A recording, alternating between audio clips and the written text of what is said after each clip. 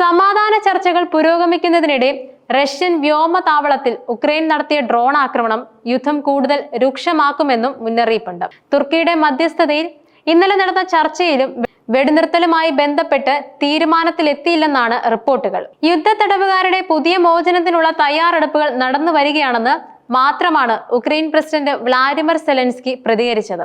നിർബന്ധിതമായി നാടുകടത്തപ്പെട്ട കുട്ടികളുടെ ഔദ്യോഗിക പട്ടികയും ഉക്രൈൻ റഷ്യക്ക് കൈമാറിയതായി സെലൻസ്കിയുടെ ഓഫീസ് മേധാവി അറിയിച്ചു. വ്യോമതാവളത്തിലെ ആക്രമണത്തോടെ സമാധാന ചർച്ചയിൽ പുരോഗതി കൈവരിക്കുമെന്ന പ്രതീക്ഷ അസ്തമിച്ചിരുന്നു. 1.5 വർഷത്തെ ആസൂത്രണത്തിന് ശേഷമാണ് റഷ്യൻ വ്യോമതാവളങ്ങളിൽ ഉക്രൈൻ ആക്രമണം നടത്തിയതെന്നാണ് റിപ്പോർട്ടുകൾ. സ്ലൈഡേഴ്സ് വേവ് എന്ന സൈനിക ഓപ്പറേഷൻ നടത്തിയതായി ഉക്രൈൻ ആഭ്യന്തര സുരക്ഷാ ഏജൻസിയായ SBU സ്ഥിരീകരിച്ചിരുന്നു. വ്യോമത്താവളങ്ങളിൽ ഉണ്ടായിരുന്ന തന്ത്രപ്രധാനമായ ബോംബർ വിമാനങ്ങൾ ആക്രമിക്കാൻ കഴിഞ്ഞുവെന്നാണ് രഹസ്യാന്വേഷണ വിഭാഗം ഉദ്യോഗസ്ഥർ അവകാശപ്പെടുന്നത്.